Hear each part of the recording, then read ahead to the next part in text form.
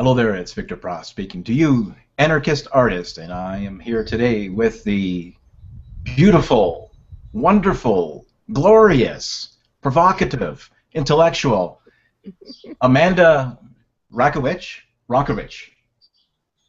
right? I pronounced that correctly, and Lauren Nicole Rumpler. And I'm very happy to be speaking with the both of them today. How you guys doing? I am doing really great. Yeah, busy day, but overall really great. How about you, Amanda? I'm doing great. It's a beautiful day. I'm outside and it's 70 degrees, so I love the Sonoran Desert. I'm happy. Well, I'm speaking to the both of you from beautiful British Columbia, Vancouver, and the weather is rather temperate today. I know Canada has a reputation of being a frozen popsicle hell, but that's depends upon what part of the country that you're from, like back out at east. But it's just fine here. People are walking around in their shorts even, and as they were doing in February. So there you go. Not too bad. Now, since I've mentioned Vancouver, British Columbia, I did want to mention right out the gate for your viewers that are listening in that Lauren and Amanda will be speaking at the Sons of Anarchy events come this October, a little bit down the line, but why not talk about it now? And that's fine to prepare people. There's a lot of people who come from the stateside to the Sons of Anarchy. They'll jump the borders and want to not only for presentations, to have speakers that come out from the country, but we have audience members that do make the trek to come out to the Sons of Anarchy. Now, the Sons of Anarchy, for those who are not too familiar with it, are live events. There's another significant event that's kind of like parallel to the Sons, and that would be Capitalism Morality, which is also an annual conference event that takes place every year. Once a year, the Sons of Anarchy, well, like the Capitalism Morality, is an event where people can socialize, meet one another, listen to lectures on liberty and freedom, and so forth. The one thing that I would say that distinguishes the Sons is that it's not too, it's not stuffy and overtly academic in the sense of specialized training in philosophy or political philosophy. A lot of people can talk about like different subjects. That's very accessible to people who are thoroughly knowledgeable in matters of political philosophy or liberty and whatnot. But at the same time, the people who are just first time to these ideas. So I've had a variety of different speakers, like Mark Emery, for example, talking about the drug war. He's not an anarchist. I wouldn't say he was an anarchist at all. I wouldn't even say these days that he's a libertarian. He seems to be more a liberal. However, what he's involved in terms of the criminalization of pot and the whole drug war, that's a very significant subject, and he's somebody who's exemplary in speaking out on that topic. He's a noted personality to be speaking out on that topic, and that's why I invited him. So it's kind of like an umbrella effect that I have at the Sons, not just card-carrying, die-hard anarchists necessarily. But in the case of Amanda and Lauren, they are anarchists. I have a very similar background to Lauren in that I started off as an objectivist and made the transition over to anarchy from there. I've been probably studying philosophy for the last 20 years or so, and so it's been a long trek. And that's something that I do want to ask the both of you. Is like, how did you come? We'll start with you, Lauren. How did you come to the position of anarchist? I'm curious to know. And for those who don't know, from an objectivist in this case, which would have been a small government advocate, to anarchy. So anyone that's either checked out my channel or followed me from the beginning will know that I originally was an anarchist when I started Objectivist Girl. True, full objectivist. Everything about objectivism I agreed with, and I started seeing a few flaws in her philosophy as I was looking back through it and studying it because I was actually presenting it. And it's different when you're actually getting ready to present material. You start to see more of the material and start to really see like how flawed it can really be. And so when I started pointing that out, I got quite a bit of backlash from the objectivist movement.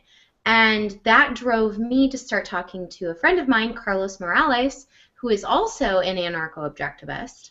And he is a CPS whistleblower, Child Protective Services.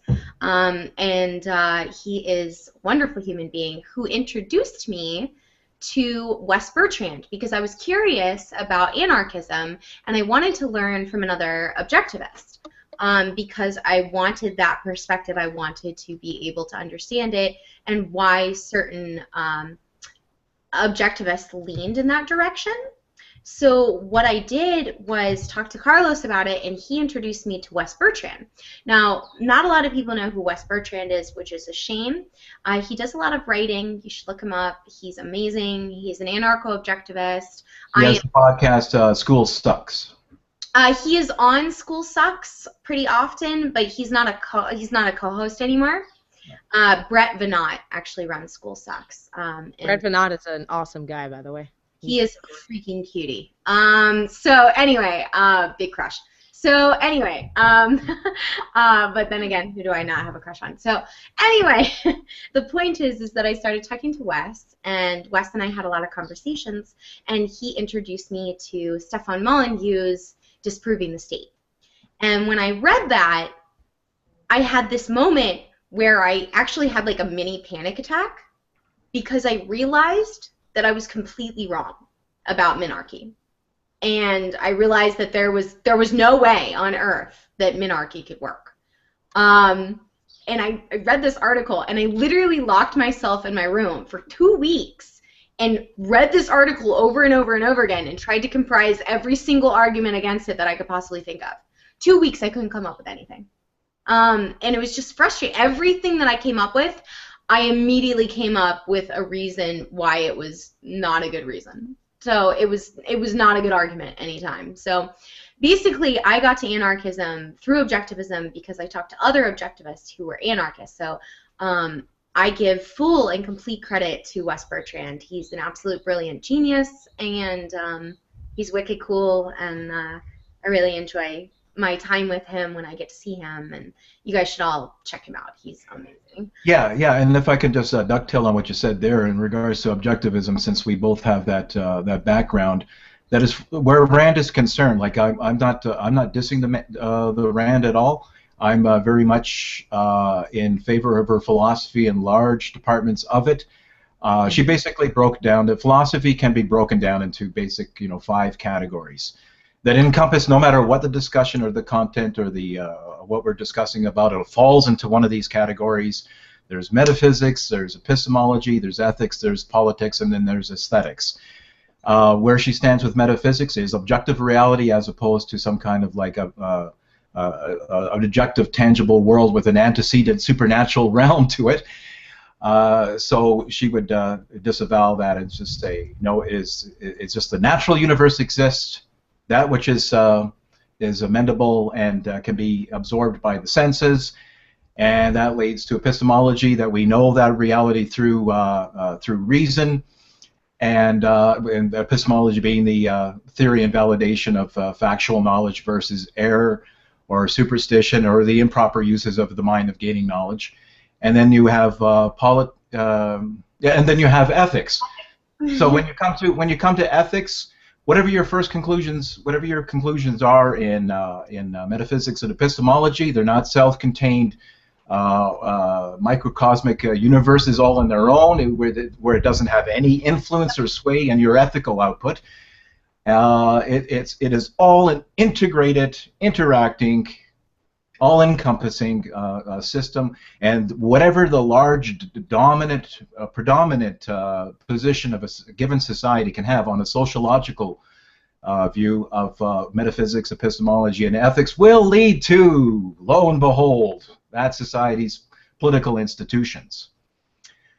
And so Yeah, she's with got actually two huge flaws in just the outline of her philosophy. Yeah. There's like two major flaws. And the first one is that she lists politics as laissez-faire capitalism, which is actually economics. Yep. Politics would be minarchism, or whatever she wanted to call it. But and her her arguments against anarchism are completely just they're tragic. They're that bad. Oh yeah, no, don't get me started on that because But, for such a brilliant woman, her arguments are just nothing more than bullying Facebook tactics, right? So. Right. But she also stole her metaphysics and her epistemology from Aristotle. And so I find myself to be more of an Aristotelian Taoist. And the only thing that I really hold on to from Ayn Rand is her ethics. Because I think her ethics are extremely sound. That was really her major contribution to philosophy, is ethics. Mm-hmm. Everything else from there, I mean, Aristotle was metaphysics and epistemology, Ayn Rand ethics, and then I would say I fall into the Xuanzhu, Lao Tzu category of politics, and of course I'm a Keynesian economics. No, I'm just kidding. No. I'm totally kidding. Love Mises. Love Hayek, but I think that she's got some major flaws. I love her contribution to ethics, but honestly, for me, I'm more of a Taoist than anything else, which is interesting for my audience because I have gotten all kinds of flack for that, which is why I haven't updated my Objectivist Girl channel in like a year. So. Yeah, no, I just wanted to follow up on there where Rand is concerned, but to get back now, Amanda, I wanted to ask you how you came to anarchism. Well, to go a little bit way back, I grew up in just a conservative Christian home, and I just had a lot of the same assumptions about reality that are just handed to you from your parents. You don't think about certain things, and and it wasn't until I divorced my first husband, which was a brief, not even 2-year marriage, and met the man who's my husband now. And he started off with exposing me to a video or a documentary you guys might be familiar with called America, Freedom to Fascism, which exposes the whole sort of legal tax fraud thing, which again, they're legalese BS once you're an anarchist. You get that that's irrelevant, but what it does is it at least exposes that, again, within their own set of stated rules, that supposed laws, that they're not even they're still defrauding people and fooling people, and they're not consistent in following them. And it exposed the fraud of the Federal Reserve. And then I started to read G. Edward Griffin's The Creature from Jekyll Island. And it started with like figuring out this whole strain of U.S. history I didn't know about, and where how it really started, and that that led to the discovery that holy shit, we aren't actually free at all.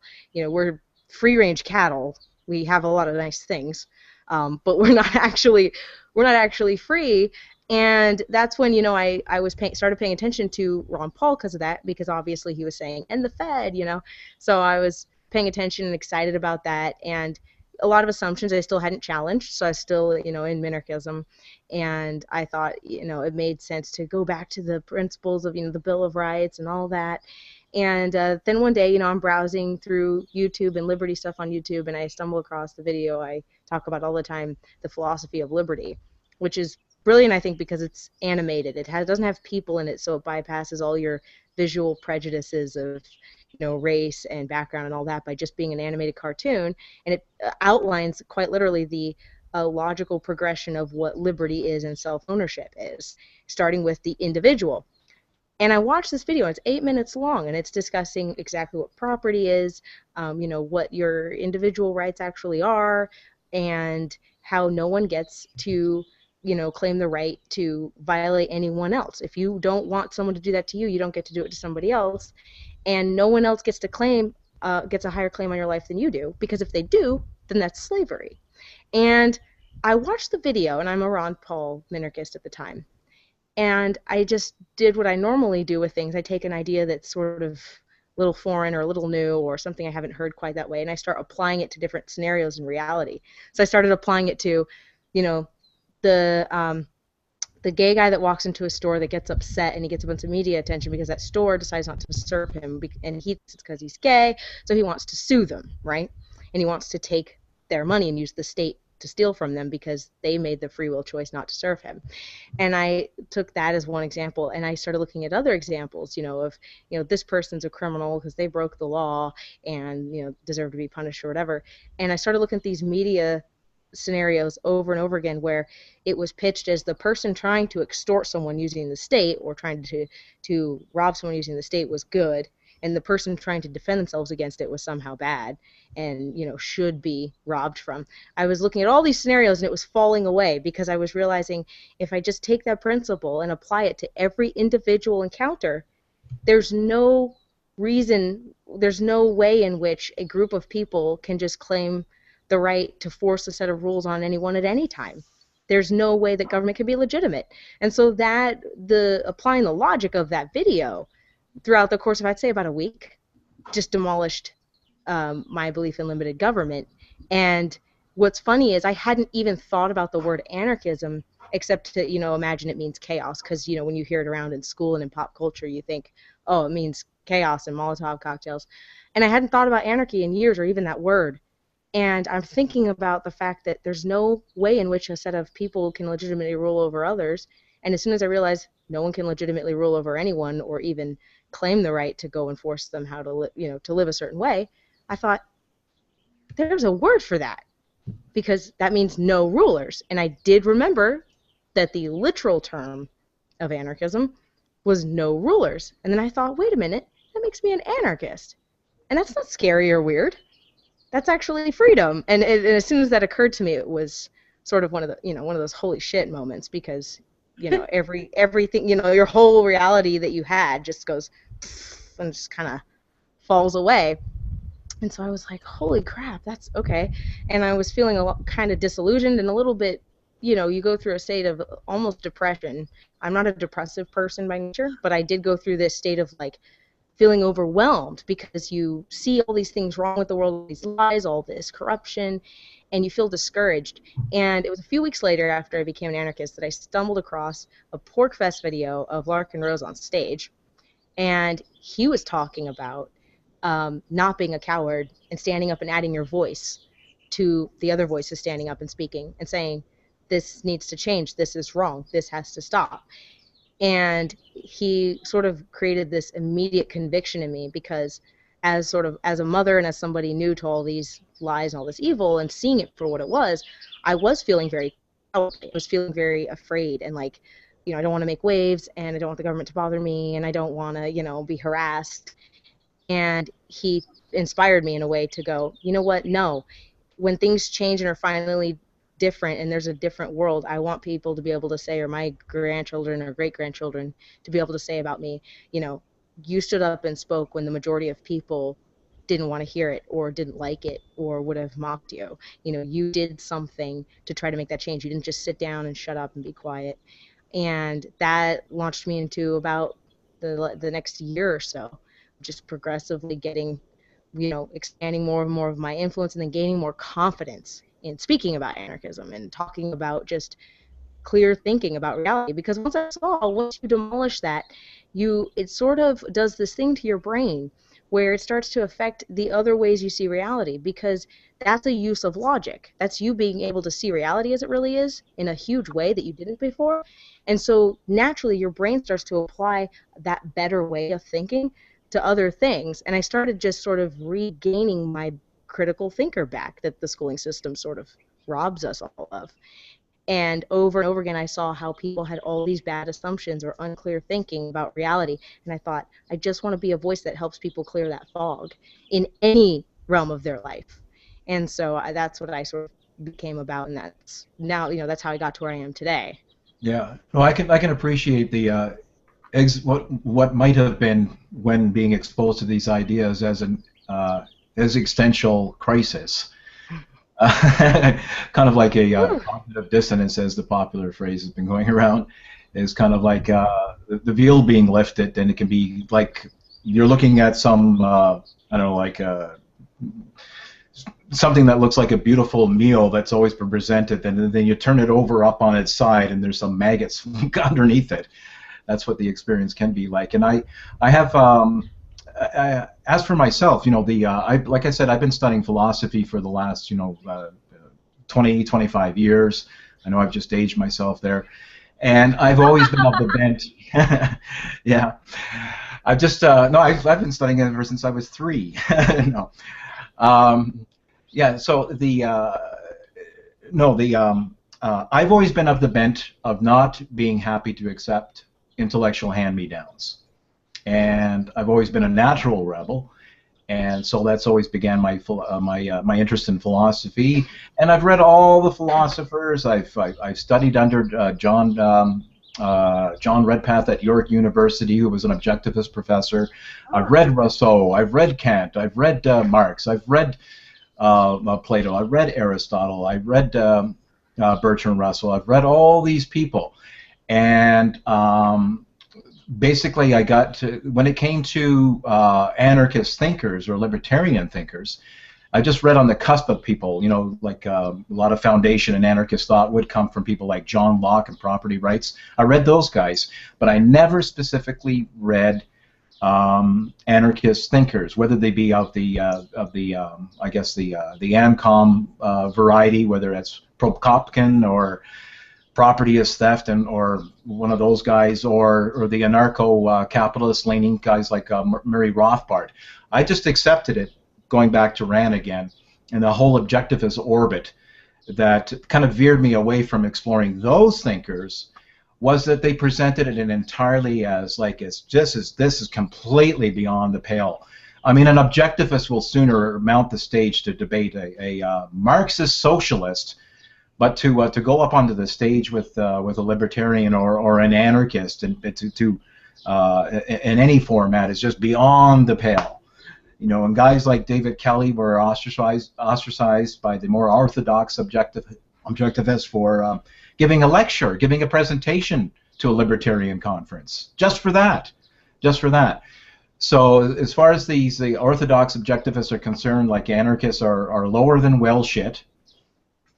And you can get lower than that, and I just thought, and I just accepted that. Right, here's somebody I've always had a natural bent not to accept intellectual hand-me-downs. I'll filter the world through my own eyes. Thank you very much. And I just accepted it, like it was axiomatic. Yeah, well, yeah, of course you need a government, right? You know, I think it's even deeper than that, though. I mean, we're shooting ourselves in the foot constantly, between the orthodoxy objectivists and the feminist objectivists and the feminist anarchist, and basically every branch that we create and every infighting and argument that we do is just shooting ourselves in the foot. We've already got opposition from Republicans and Democrats, and why do we need, and liberals and conservatives, why should we be creating infighting and arguments over arbitrary things like how people should think and run their lives? I teach philosophy, but I don't expect anyone to adopt my philosophy. It's just, I teach it for the betterment of other people in the hopes that maybe it will bring them happiness and joy, and maybe that will lift the veil, because I believe truly and deeply that happiness is the reason that people stop believing in the government, because they believe in themselves. And when you believe in yourself and your ability to take care of your own life, a lot of martial artists are libertarian. They wouldn't call themselves that, but they don't believe in a government. They just want them to stay out of their lives, and that's because they feel self-empowered. And when you feel self-empowered, you give up the ideas of the state. You don't need a father figure. So what I would like to see, and my goal lately has been to just spread the message of, please, can we just stop the infighting and leave each other alone and just play nice? Even with the minarchists. I mean, minarchists and anarchists, why are we not getting along? I mean, unless you believe in a violent revolution, I really think that we're going to travel through minarchy anyway, and then we can have this fight. But let's get to minarchy first so that we can have a real argument. Right now, we're all fighting for the same thing, which is less government, even if that means no government. And so, you know, I'm sorry to get on my little soapbox, but it's driving me crazy that these people have these fights all day long, and I watch it on Facebook, and it drives me crazy. Well, I think too that it's counterproductive in one sense.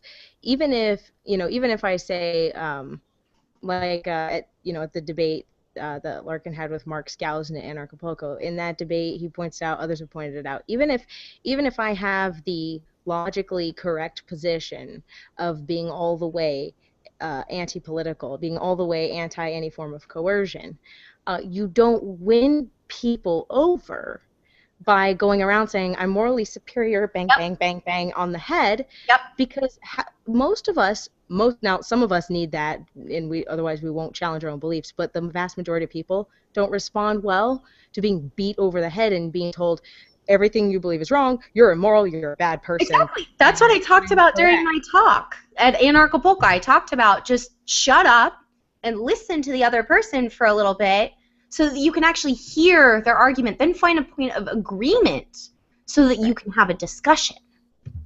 Exactly. You have to be able to disarm them, and if you aren't immediately coming in, with, guns blazing and all combative, then you have someone who's willing to listen to you. And that's why, I love going to Liberty events where I meet people in person, because a lot of people that are just willing to get out of their house and put forth effort to go to an event are often they're the caliber of person that they already are trying to affect change and spread ideas, and so they are amicable and they are compassionate and they're empathetic. And I met so many great people at Anarchapulco, and it was encouraging because every conversation I had, even when there were disagreements or discussions about different ideas, was so kind and in compassion and in empathy. And that's how we win people. Mark Skousen at the debate, he was invited to all the events, he was loved on by people were kind to him, nobody was shunning him or treating him like shit because he's an evil minarchist.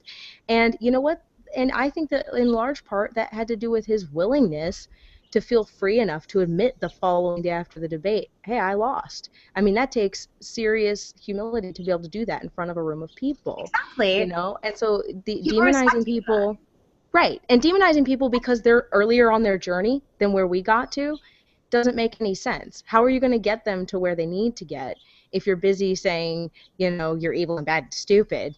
Then they're not going to be open to listening to you at all. So it's great that we're going to, I think, be together at Sons of Anarchy, because we're both honing in on that as our goal. For me, it's about two things. It's about reminding people that ideas are the only thing that change the world. So always talk, always go out there and spread ideas, and do it in the most effective way you can. And that means not being combative, not being a dick just to be a dick. I could point my finger at a few. And actually being someone who can have a adult conversation in a mature fashion, and doesn't need to get emotional. Because if we have to get emotional, and we're the ones in the correct position, and we have to get emotional and defensive or whiny or combative, that just makes us look like we don't have a solid grounding. We aren't sure of ourselves. It makes us look like we don't have good intellectual defenses, because why would we get emotional about it? Exactly. I really liked, Amanda, that you and I could find some common ground the first time we met.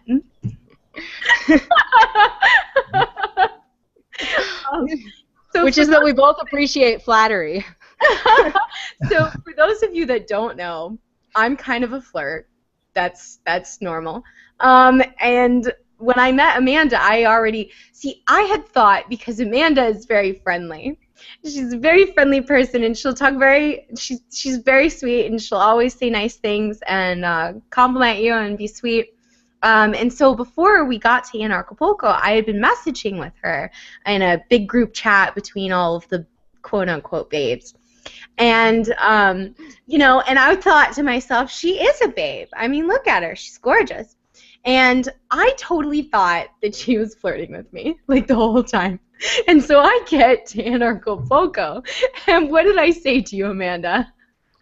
Let's see. I think the progression of the first 3 sentences went something like, "Holy crap, you're 50 times more pretty in person.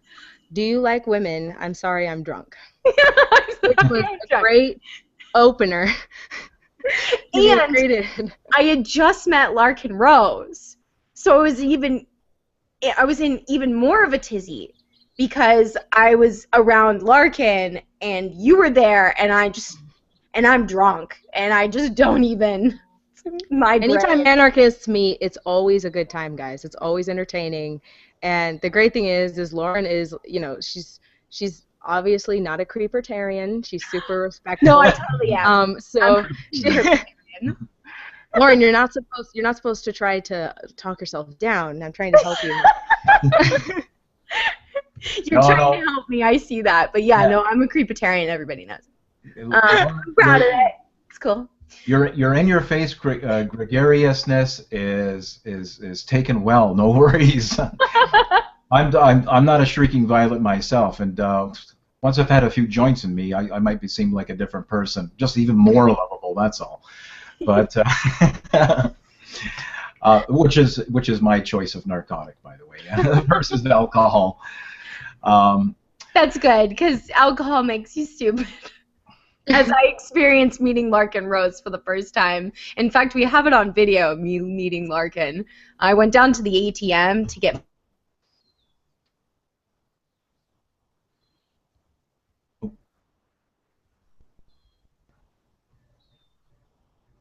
Did we lose connection?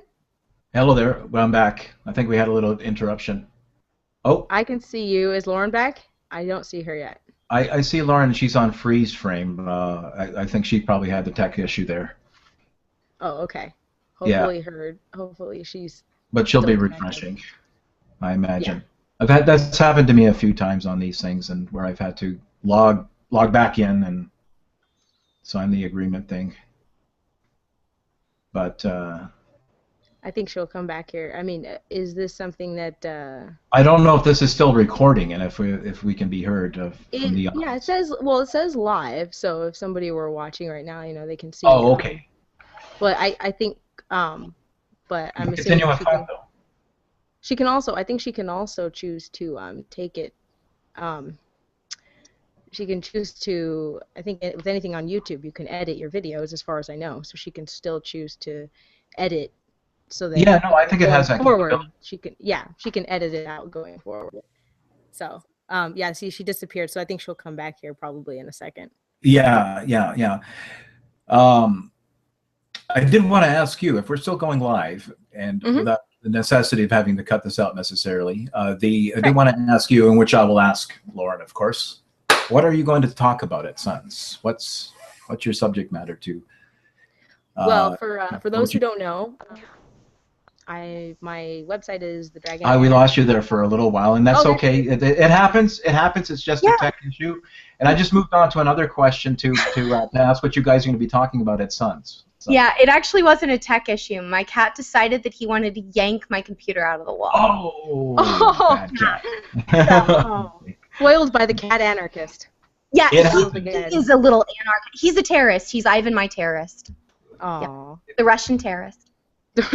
It's a feline's Murphy law. If something can go wrong, the cat did it. Did you want me to continue, Victor, or do you want to? Go ahead. What your talk is going to be about? Yeah. Okay. Yeah. Well, to start off, my website is thedragonanarchist.com. My YouTube channel that I've just started is The Dragon Anarchist, and my focus is on the fun part of it is using the dragon as this idealized version of a human. It's the symbolism of the good narrative in myth and legend of the dragon, which was this wise ancient creature that was sort of a super sentient being that used its power, only for good. And I love dragons, and I have my whole life. But I got the symbolism idea from the fact that the state portrays these different narratives of groups of people in the world in order to gain power over people and fool people into wanting government and thinking it's their protector. So they demonize something and say, this is the enemy. We got to protect you from this, the evil Muslims, the immigrants. We got to protect you from them. And it gives you this narrative of these group of people that's totally wrong. The protection racket. And yeah, exactly. And I thought, wouldn't it be interesting if my favorite fantasy creature has two different narratives in myth and legend about it because of the state? So what if the reason the dragon in one side of fantasy, legend, and lore, it's just this evil fire-breathing monster. All it does is kill, and it's always the knight, which is a state minion, that has to go and slay the evil dragon because it's just terrible. But what if the dragon, which is also in myth and legend, this wise and good and ancient super sentient being, was actually that, but because it would use its power to defend, innocence against evil, it's a threat to the state, and they couldn't have that powerful being there, and so they needed to demonize the dragon to, the peasants in order and justify sending off their knights to go slay the thing. And I thought that was a fun idea. And since I love dragons so much, and I think that, if they existed, they would have been something good, I thought it would be cool to use the dragon as a symbol of an idealized version of a human. So we get wiser and we expand our influence on the world. Like a dragon can fly. It has a lot of influence. It can go out and use its power, to influence the world for good. We can influence the world for good by expanding our ideas, and our ideas become like our dragon wings. They expand our realm of influence on the world and make us more effective human beings. So in that vein, I'm about wisdom, and wisdom is just refining our view of reality and clearing distortions so that we are interacting with reality in a more effective way. We get feedback that tells us we're reaching our goals, we're succeeding at doing what we want to do, we're having successful relationships, and so we know we're interacting with reality in an accurate manner.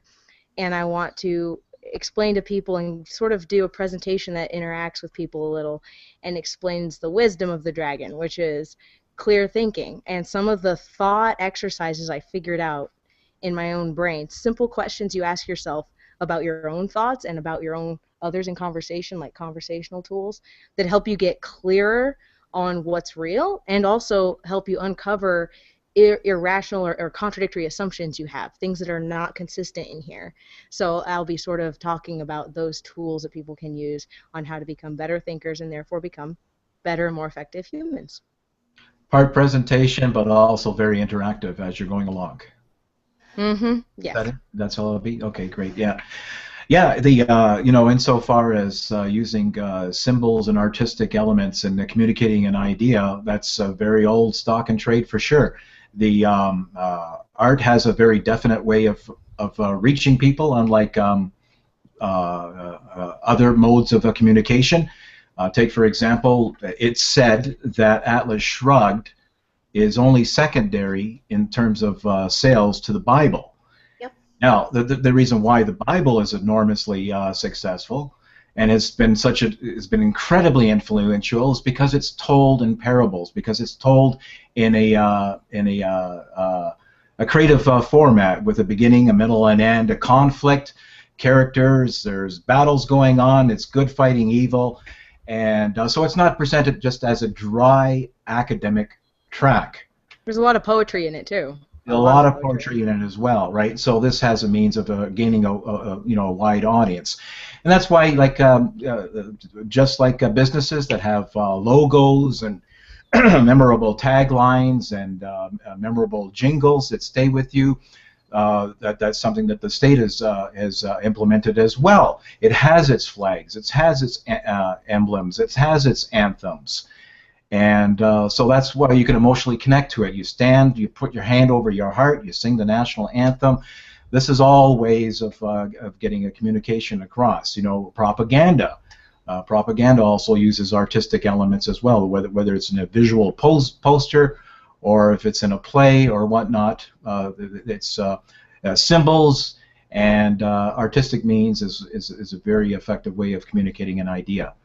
And Lauren, yourself, what are you going to be talking about? So, I did a documentary called The Voice of Resistance, and it's probably the thing I'm most proud of in the world. The Myth of Independence Day is pretty close, which is a documentary that I update every year, which talks about a few presidents and the laws and things that they've implemented to, stifle our freedom and stifle, our rights. So, that's the myth of Independence Day, but I did a recent documentary called The Voice of Resistance, which talks about basically happiness, and it talks about how to achieve happiness and how we prevent ourselves from being happy. And so we are our biggest obstacle to happiness. And it also talks about how, you know, a lot of anarchists focus on the state. They spend their time thinking about the fact that the state is in their way and the state is in the way of their happiness. But in fact, if we were to get rid of the state, we would still be unhappy because we stand in our own way. And so what is great about this documentary is that I've gotten tons and tons of messages about how it changed their lives, how it's changed people's lives, and that's really cool. I love hearing that, and I appreciate it, to everybody that said that to me, by the way. And you know, it's really charging for me. So at the end of the documentary, I talk about a few ways to overcome it, and I tell people that I'll be talking about that further. And so I talked about meditation and martial arts in my speech in Anarchapulco because that was one of the things that I had recommended for achieving happiness, to create mental and physical freedom. And so the next topic that I really want to cover is flow state. And flow state is this really cool thing. It's basically this state of mind where we are in perfect harmony with everything we know, and there's almost this inner voice that tells us exactly what to do at any given moment. And because it does this, if we listen to it immediately and react immediately to what's going on, we are able to create this perfect state of flow. And so what is flow? Flow is the state of your best self. And it's this creation and culmination of everything you know, and it takes all of your best skills and all your best abilities, and it combines it with the task at hand. And so when you meet this challenge level that is just right above where you are comfortable, right outside your comfort zone, just a smidge, when you reach that point, we enter flow state. And so I'll be talking at the conference about what flow state is, how we can harness it, and why it's beneficial to freedom. And I think that flow state is one of the greatest tools. It's been presented by neuroscientists. Stephen Kotler is the big guy that wrote the book, the major book on it, which is The Rise of Superman, if you want to do some research beforehand.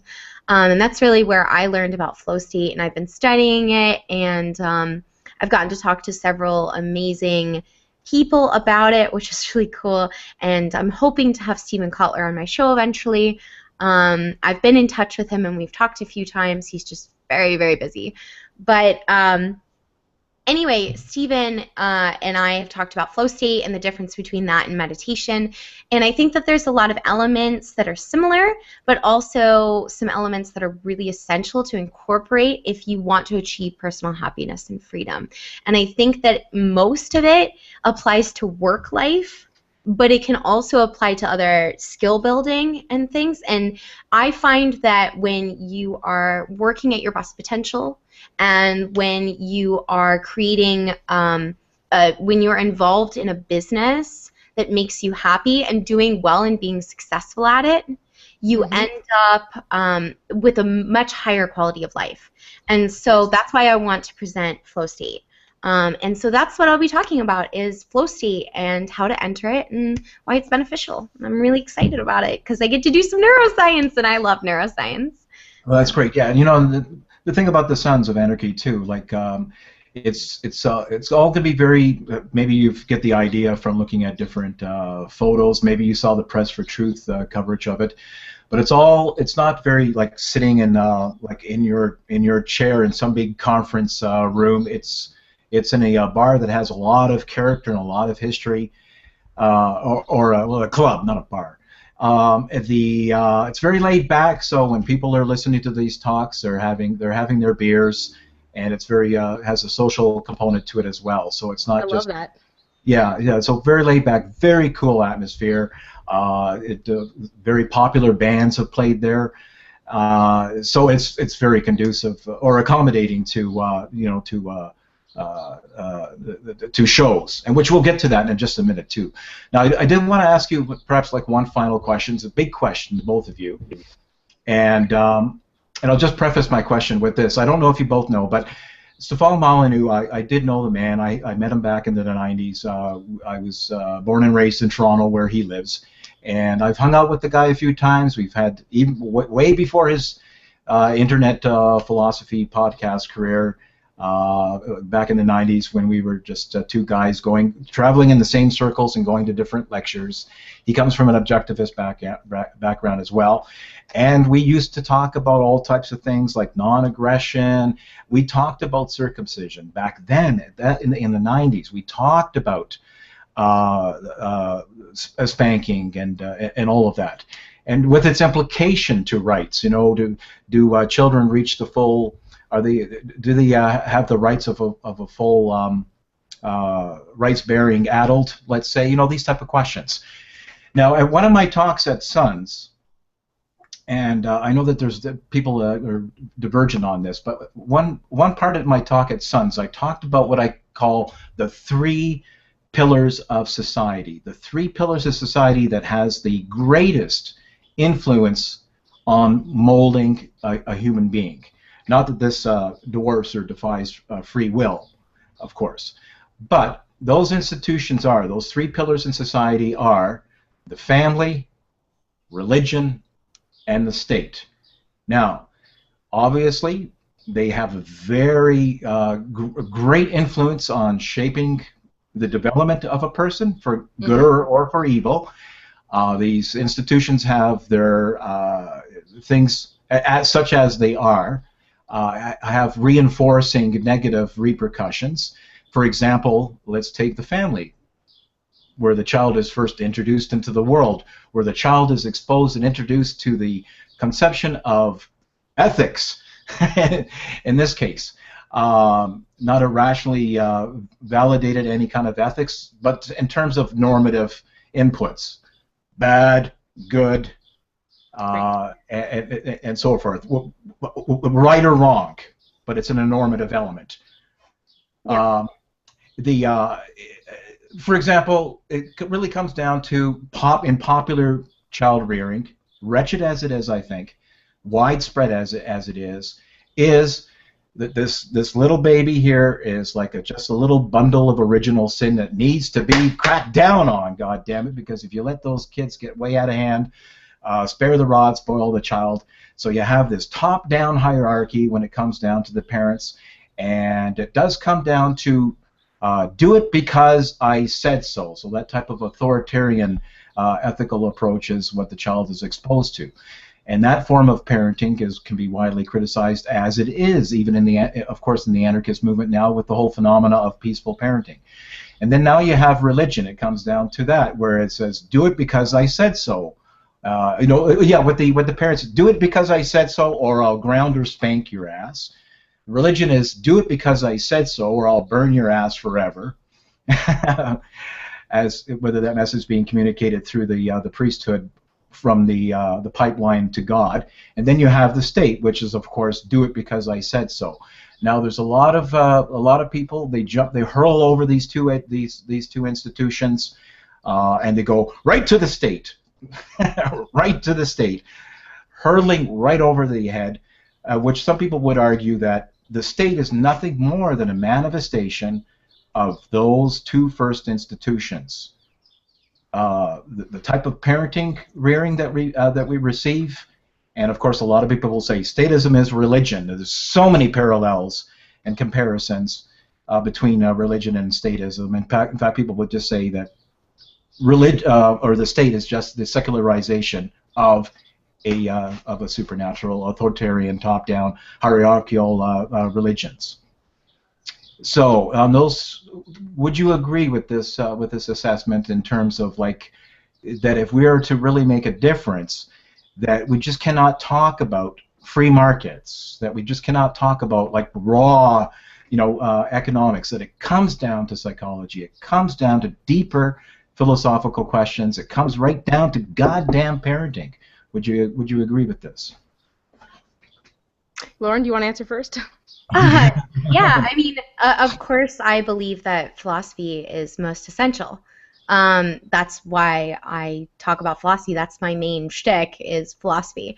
I think that you can't talk someone in to wanting to be free with all the political arguments in the whole world. I'm happy that there are YouTubers that try. I love Larkin's work. I think it's amazing. I am inspired by it, but I have a hard time believing that there are people that are, statists that actually watch it and are convinced. Mainly because it goes back to what I was talking about earlier, which is love of self. I think that if you don't have that self-love, there is no argument in the world that can be made to you, no logical argument. And you've got to remember, most people are emotional over logical. So there's no logical argument that you can make to people to make them believe that there should be no state and that they should be free, because they don't believe that they should be free. And until you're free in your mind, which is free from your own self-hatred and self-loathing and self-doubt, you're never going to be physically free or want to be physically free. And as far as you were talking about ethics and good and bad and right and wrong, and this is something I talked about in Anarchy, I used to actually think, mainly because I was an objectivist, that there was right and wrong and good and bad. I do have an ethical system that I follow. I think that Ayn Rand's is the one that makes sense to me. Do I think that it works for everybody? I'm not totally certain, but I do think that it's a very healthy ethical system. But for me, being a Taoist and having studied Taoism for so long, I don't actually believe that there is good, bad, right, and wrong. I believe that everything falls in a neutral line. And the right and wrongness of it is just our suchness and our experience of it. So it's like sad and happy. So sad and happy are a very, very good example for this. So when I hear the word cat, I get happy. Well, right now I get mad because my cat unplugged my computer. But normally I get happy when I hear the word cat. Now, if I were talking about it with other people, someone in that group might get sad because to them the word cat is something sad because of the fact that they lost a cat, and they had just lost a cat, or they had lost what they considered to be their best friend. And so I believe that happy and sad are completely subjective. I also think that good and bad can be totally subjective as well. I think that there is a right action for certain situations, but it's not necessarily good or bad. It's really just that it's the most optimal and efficient decision. And I think that, you can call that the right decision, and that's fine if you want to do that, but I don't think that there's this one right decision for things. I think that there's a ton of different factors involved in a decision, and to say that there is right and wrong is to deny the neutrality of the universe, which doesn't care about our feelings. Ayn Rand always said that you can ignore gravity, but you can't ignore the effects of gravity. Reality does not care what you think and how you feel about it. It just is. And so when you look at the fact that reality just is, you can't possibly imagine a world where there is right and wrong. The only thing that exists are the rules at hand and how you want to deal with them. And I talked about flowing like water through them. I really encourage you guys to check out the talk from Anarchy. It really explains this stuff in depth. But as far as what you're saying, I think that it all comes down. My answer is, I think that people need to learn to be internally happy with themselves and believe in themselves before they can be externally free and happy. And I think that the concept of right and wrong is skewed. And that's my opinion at the moment, based on what I've read and researched. Now, like I said in my speech, disclaimer, I may come back in like a year from now and tell you everything I just said was complete bullshit. Yeah, that's okay. I'm hardly the same person in the last 5 months, let alone 5 years. So. Right. I mean, I am always changing, and that's something that my audience appreciates about me, is that I am the first one to come and say, look, guys, I was totally wrong and totally off base. And when I gave up objectivism, I was very comfortable with saying I was wrong. It didn't bother me at all, mainly because being wrong, I don't know why people have this need to be right about things. It doesn't sit well with me. I would prefer to learn what is right instead of, I would like to know the correct answer rather than assume that I know the correct answer. So I'm always constantly changing my mind and opinions. So. Yeah, no, but people who want to present it as a one-upmanship, but kind of like a tournament, I don't appreciate that as well. Yeah, right. Exactly. Yeah. And Laura and Amanda, if you want. Well, Lauren brought up gave me like a few different points to talk about, and I'm sort of excited to talk about this, more on the side with you, Lauren, because I think I could convince you of at least one part of what I think in terms of the right and wrong thing. But I'll start with the points you made, Victor, about the different elements of things. I think they're all playing a huge role. But I look at what I think is sort of the root of everything that's easiest to go after in order to dissolve the state. Now, religion can be a sort of mental oppression if you have what you imagine is something that's an authority in your head that's beating down your real desires. But at the same time, I can still leave a church anytime I want. I can choose to go to church or not. And the state is the thing in the real world that I have to deal with every day. Parenting is real and physical oftentimes, especially if your parents are physically coercive or they use physical force to make you do or not do something. Or a threat thereof. Or a threat, right. And those things are crucial. I think parenting is going to be a huge part of how the state falls, just because anarchists are going to be child rearing differently when they know better, and that will change things a lot. But what I look at is the fact that across cultures you have all these different ways people try to describe reality and try to interact with reality. That's why you see the arising of certain religions. Often religions are, like you said, they're sort of a parable for describing reality or a story about reality. And then oftentimes people just vary in lots of fine details about how they raise their child, even if they're peaceful. And there's a bunch of psychological factors that, I can't step over into the boundary line of someone else's home and tell them how to raise their child or anything. And so there's going to be people that are grow up and have a host of emotional or psychological issues because people are just flawed even when we're doing our best. Even people who are peaceful parents, their child's not going to grow up completely flawless without any emotional, potential obstacles to overcome. And so what I look at is I go, okay, let's, allowing people to have their religious freedom or whatever it is they want to believe about reality or about their ethical preferences or all of that, allowing people to raise their kids in the manner they see fit, allowing all of that. What is the one thing that every human, that is absolutely unvarying among every single human being? And every single human being, whether they can consciously articulate this or not, has something called the line of consent. It's when they feel violated such that they're going to try to defend themselves. Whether that's somebody trying to defend themselves being robbed against the state by going to court, whether that's me defending myself from a burglar who entered my house and I pull a gun on him and go, hell no, like hell you're going to take my stuff or hurt me. We all have a line. And what varies is where we draw the line. One of my friends likes to use the example of some people like BDSM. And so some people, they're masochistic, but they're consenting to that. So their line is drawn differently than someone who would say, I'm not into that. I don't want to do that. They have a different line in the sand. What I look at is I go, the only way I can point to right and wrong, and everything else is varying, everything else is preference, is that there's a line in the sand. That's what doesn't vary.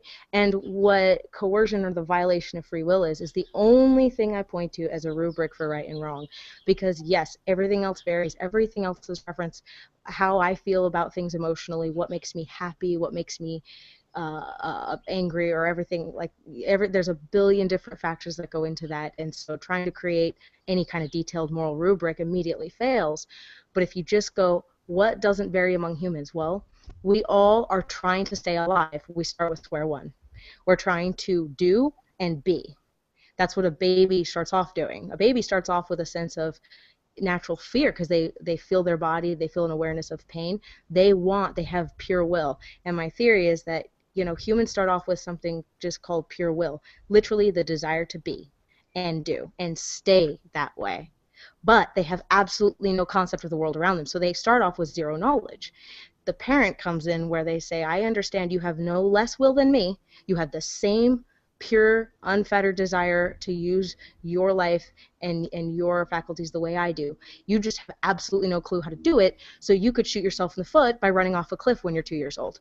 So the parent is there as a guide to say, I'm trying to make sure that you don't kill yourself and give you some best practices for how to use your will to get what you want, not to put what I want onto you. And that's the struggle with parenting, because in some way you have this thing that has no idea how to stay alive in reality, and you have to understand it wants to stay alive, so you have to use some force to stop it from running out into traffic, right? To grab it and move it away from something dangerous, to shield it from the cold and put clothes on it or whatever. You have control over it. In a sense, it feels almost like it's property, even though it isn't, because you have to prevent it from doing something it wouldn't want. You have to remember it has a will. It wants to stay alive, it wants to feel good, it wants to feel happy, and it wants to use its faculties to move forward in the world and have influence and learn and create and innovate and interact with the world around us. And so all right and wrong is, for me, is don't violate the consent of another human being. And what's interesting to me is that while the lines of consent vary widely, if you look at human interaction and cooperation in the real world across cultures, just even look at the way tourists going to another country interact with, the residents in that country, there's this weird innate understanding built into the subconscious of people about sort of spatial respect and boundary lines for each other's consent. There's this awareness that people even have of, I know I have certain things that are okay with me, but I know I'm also in a brand new culture, and this person has their line of consent and different things might be in a different place. They're not thinking in those terms. It's just an understood. It's a part of human nature, because there's this understanding that undergirds everything, which is, I know I want to stay alive. I know I want to be well. I know I want to feel good.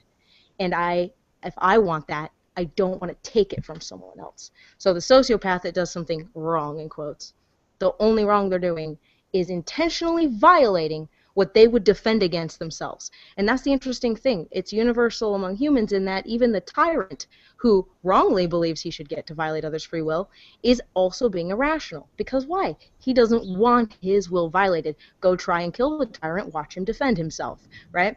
But I do agree on the fact that building somehow a basis or a rubric of how to live your life, stemming up from that foundation, is totally wide open. It's going to vary among cultures, among individual to individual. That's where our free will and preference and individuality and uniqueness all get to thrive and get to come in. So, that's one of the reasons why I'm passionate about the Mirror project that Larkin is doing, because while a lot of his YouTube stuff is more abrasive and just anti-political and going, get rid of the state, he also does understand human psychology, empathy thing we talked about, what people are perceptive to, and that's his whole project is all centered around understanding that's the real game and how to win people. So his Mirror project is literally a person choosing of their own free will to interact with their own brain, and through a question and answer system find out what is in their own head and be able to see for themselves at their own pace, with nobody telling them what to think, no one telling them what's right or wrong, getting to decide for themselves what's right or wrong. And they'll have everything in front of them. They'll be able to see, this is what I said here, and this is what I said here, and this is what I answered here. And if something doesn't align, they'll be able to see it, and they'll also be able to panic and run away at any time they want to too. And so I think that human psychology is the biggest thing, and that aside from cultural differences and ethical differences, the number one thing that absolutely is evenly true for every human being on earth is we want to not have our free will violated. And I think waking people up to that simple thing, it's not about making them believe some moral superior thing I believe they don't, or giving them a whole new set of weird ideas. It's not about that. Just helping them see, you don't want that done for you? Stop advocating it be done to other people. Let alone inflicting it. Yeah, so in that regards, I agree that when it comes to non-aggression or the NAP, that I'm absolutely an ethical absolutist, and that we're all the and that's the whole point there is that in terms of like, sure, that's why ethics is not a 10 commandments that's to be repeated by a catechism or anything like that. It's a science, for God's sakes. And it's a matter of development. It's a matter of learning and acquiring and integration. It's a science of epistemology, to taking all the right and taking the right and wrong. What's good for me? How do I advance my life? Life is the standard. This is something that Lauren would appreciate. You know, life is the standard is the standard of value. And it's not just a matter of raw survival. It's also a matter of happiness. You know, as it's been said by various philosophers, happiness is an end in itself. Everything else that we do is for some other purpose. We go to work. Why do we go to work? We want to make money. Why do we want to make money? We want to survive, et cetera, et cetera, et cetera. But every means to another end. But all comes down to an all-glorious end in itself is to achieve happiness. And a lot of people are critical. Maybe this comes largely from the objectivist camp, that the non-aggression principle they charge, that it's negative. It just says what you're not to do, but it does not have any kind of like ethical meat to it. And I could very well agree with that. It's not the final statement in ethics, for God's sakes. You just don't begin there and then say, well, there's nothing else left. You know, there's a lot of ethical questions in terms of... You know, that's what drove me to libertarianism, but like I was talking before, there's like feminists and objectivists and other things that are other people that are trying to add to the philosophy when it's just negative. Don't attack people. That's it. Yeah. You don't need to think anything. And here's the thing, and I want to say this on camera to everybody that is listening. Nothing about libertarianism, you don't need to think anything to be a libertarian other than you want to be free from the government. That's it. That's all. And if anybody tells you otherwise, they don't understand that libertarian is a humongous umbrella. You would have to think certain things to be a feminist or a Taoist or whatever, but to be a libertarian or to be an anarchist even more, all you have to do is believe that the government shouldn't be involved in your life. That's it. Right. It's very simple. Like I tell people, like anarchism isn't an ideology even, because all it is don't attack me and I won't attack you. That's not an ideology. And so when people imagine that it's this exclusive club where you have to think certain things and do certain things, I'm like, no, anarchism is life without coercion. That's it. It doesn't tell you how to live your life. It doesn't tell you good practices. It doesn't tell you anything about culture. It doesn't tell you anything about religion. It's not anything else. It's all about do not violate the free will of another human being, and that you want and you don't want that, done to you, so you don't do that to other people. That's not. Don't tread on me. Exactly. Right. Yeah. It's not an ideology. It's not a positive, rubric for how to live life, and it's not. The statist answer is response is what's your solution? What's your system? Anarchism is I'm not trying to find a solution for someone's life. That's anarchism. I don't have a solution because anarchism is just me living my life without somebody attacking me. Yeah, so no, I'm exactly. Exactly.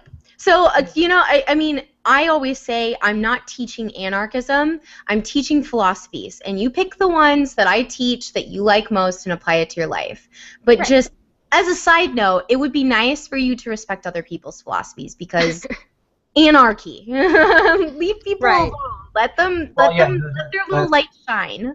That's just it. Like anarchy, if you break it down, like the "an" just means without or an absence of the prefix "an" to archy, to rule. Is pretty much similar to atheism.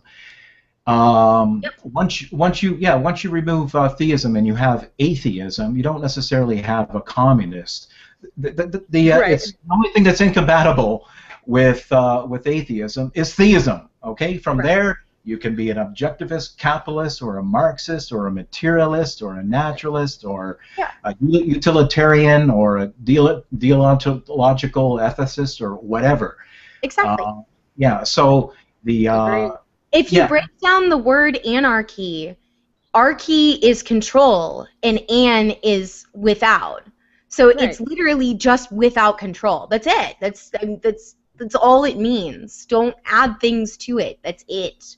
And whatever your ethical theories from there, you can't have an ethical theory that goes, well, my ethical theory begins with that we need to break a few eggs to make an omelet. You know, force has to be interacted once in a while. That's my like approach to ethics. It's like, no, once you violate the non-aggression principle or individual rights in other camps, we're no longer talking about ethics anymore. You've completely evaporated it from the scenario. And that's where I agree with Rand, that morality ends where a gun begins. Agreed. Agreed. Yeah. Now, let's get to the special, well, we can wrap up now. Let's get to the special announcement that we're going to make of what we can expect in addition to the talks that the both of you will be giving at the Sons of Anarchy. All right. So, Amanda, actually, you want to take the first part? Because you actually came to me with the idea. I did. And then I'll take... so you tell them the original idea, and I will take how I decided to make it even freaking more awesome. So go ahead. All right. So I just thought, I looked up on YouTube Lauren Rumpler singing because she mentioned that she sang when I heard her in a discussion with someone else, and I was like, wait, how did I miss that? And I didn't go to the concert at Anarchy and hear her sing there or anything because I was practicing for my talk and being a boring dud in my room.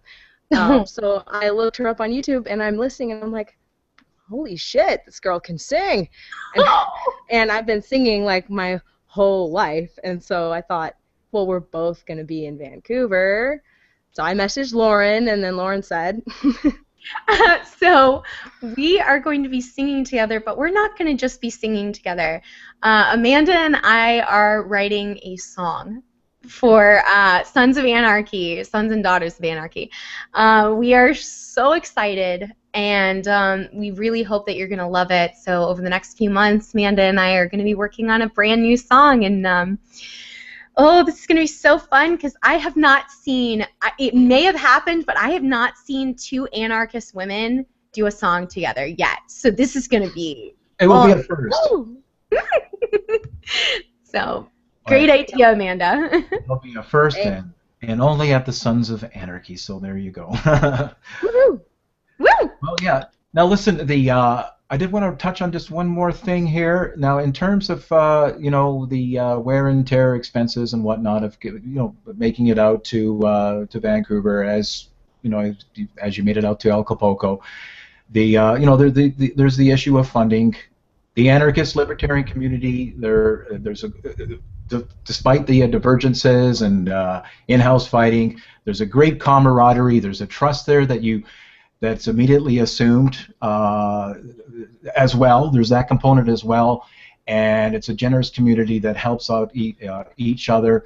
And so there is the question of funding and asking for a little bit of tidbits, a little bit of donation coins in the Sunday plate would be appreciated, and more details about that can be, I guess, in the body of the email. If the two of you wanted to elaborate a little bit on that, to appeal upon people's good nature to help out in terms of funding, whether it be via PayPal or Bitcoin even.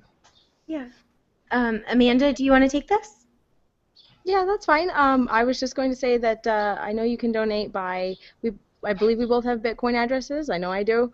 I know on your site I saw a Bitcoin address. Mm-hmm.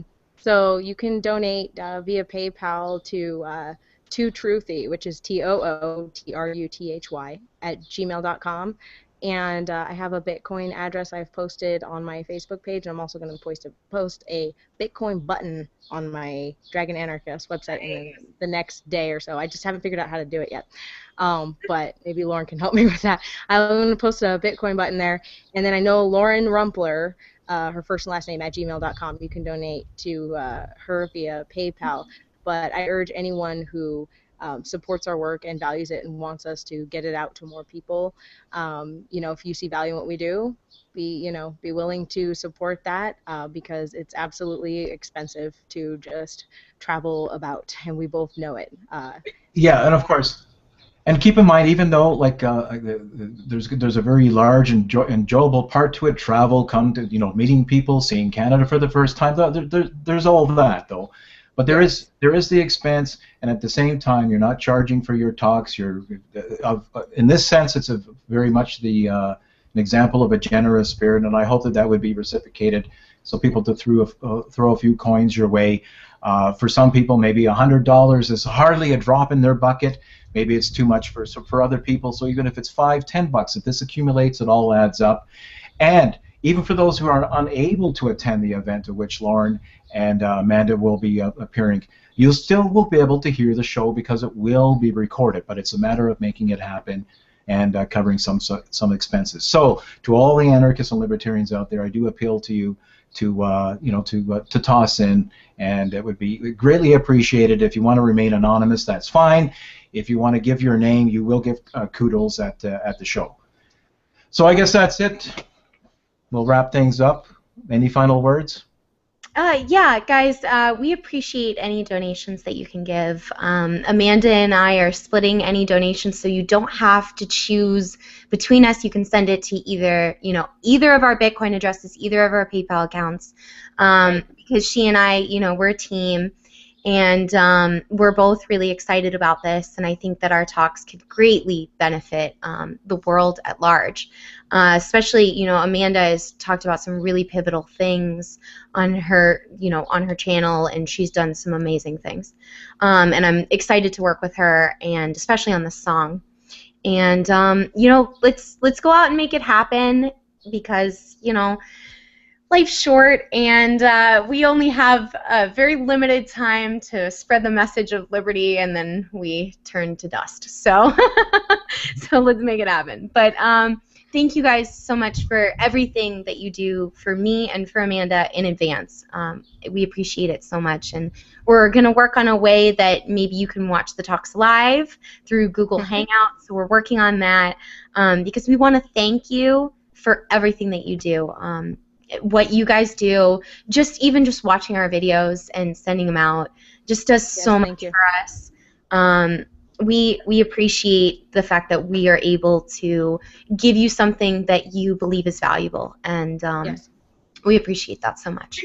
People will be able to see the show, like through your own efforts of recording the event. That's all well and good, but there's going to be other people there that will be recording the event. 2 other sources, I think, in fact.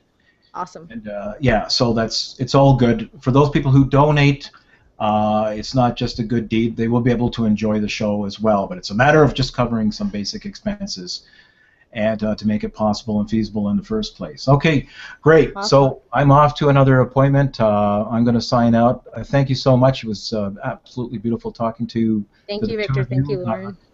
Thank you, guys. Take care.